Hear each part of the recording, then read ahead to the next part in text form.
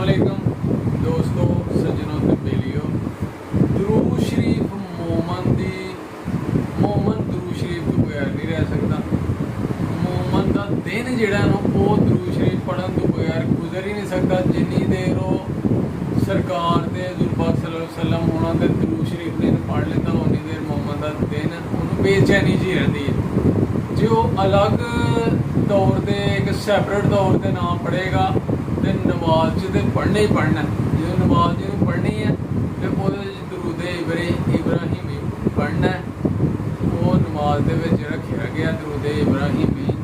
जोड़ा बंदा उंज नहीं पढ़ता वो नमाज तो जरूर पढ़ेगा जो नमाज पढ़ेगा।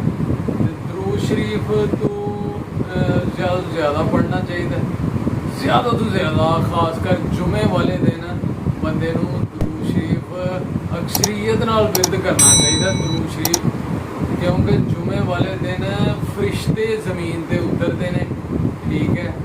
तो फिर वो जनाब जाके अल्लाह ताला नूं दसदे ने कि तेरा बंदा तेरे महबूब के दरूद शरीफ पढ़ी जा रहा।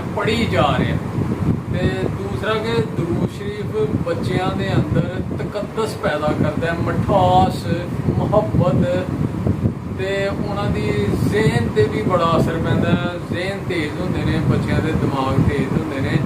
एक दरूद शरीफ पढ़ने वाले तो दरूद शरीफ ना पढ़ने वाले बच्चों के फर्क होएगा, तुसी जजमेंट कर सकते हो। तो दो बच्चे होने एक ही ज़हन के मालक होन, अच्छे ज़हन के मालक होन, लेकिन जो एक बच्चा दोवां जो एक बच्चा दरूद शरीफ पढ़ता होएगा ना तो वो अगे होएगा दूसरे नाल। दरूद शरीफ का इन्ना असर है तो इन्नी मिठास है वो अंदर। वैसे भी बच्चों के अंदर मुहब्बत पैदा होएगी नबी पाक सल्लल्लाहु अलैहि वसल्लम की, तो तकद्दस पैदा होएगा, मिठास मुहब्बत खलूस।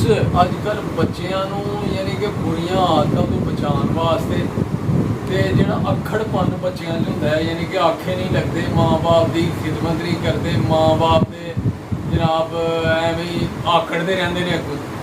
तो वो जनाब बड़ा फर्क पैंदा। उन्होंने दरूद शरीफ का विरद कराओ, उन्होंने इस पासे लाओ कि वो दरूद शरीफ डेली पढ़न, तो वो अक्कड़पन भी खत्म हो जाएगा उन्होंने चों, तो मुहब्बत पैदा होएगी। एक नबी पाक सल्लल्लाहु अलैहि वसल्लम की मुहब्बत पैदा होएगी, तो सच्चे मोमन बननगे, सीधे रस्ते ते रहनगे। तो जो अजकल जमाना जिथे जान दिया जनाब बच्चों बचाना बुरियां आदतों तो बहुत मुश्किल है, लेकिन हर माँ बाप यही चाहेगा कि साढ़े बच्चे सही रहन, सीधे रस्ते पर रहन, नमाज सबक पढ़न। तो वो यही हल है कि उन्होंने जनाब दरूद शरीफ ज़्यादा से ज़्यादा विरद कराओ, उन्होंने आदत पाओ कि वो ज़्यादा से ज़्यादा नमाज पढ़न तो नाले दरूद शरीफ का ज़्यादा तो ज़्यादा विरद करन। ठीक है दोस्तों, तो अज की वीडियो इत्थे एंड करने तो उम्मीद करने तुहानूं साड़ियां गल्लां जरूर पसंद आईयां होणगियां, तो इन्हां ते अमल भी करना है। अमल करके दूसरों तक भी शेयर करो कि वो भी दरूद शरीफ ज़्यादा तो ज़्यादा पढ़न, तो यदा सवाब जनाब तुहानूं भी मिलेगा, सानूं भी मिलेगा।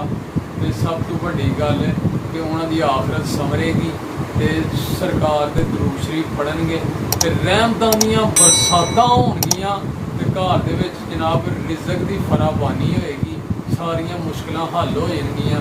ठीक है दोस्तों, तो फिर मिलांगे इंशाअल्लाह एक नवी वीडियो के नाल। उदों तक सानूं दिओ इजाज़त।